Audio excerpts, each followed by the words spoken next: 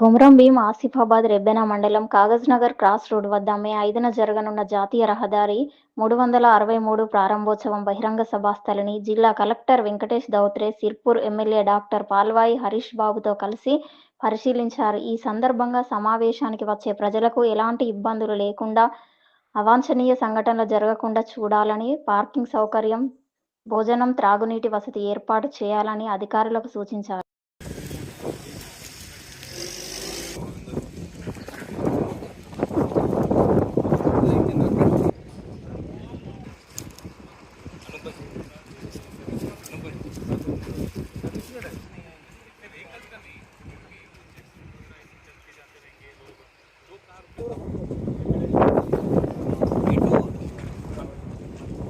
మళ్ళా వెళ్ళిపోతారు, లోపలికి వెళ్ళిపోతారు. ఈ గేట్ నుంచి ఆ గేట్లోకి వెళ్ళిపోతే డైరెక్ట్ ఎంత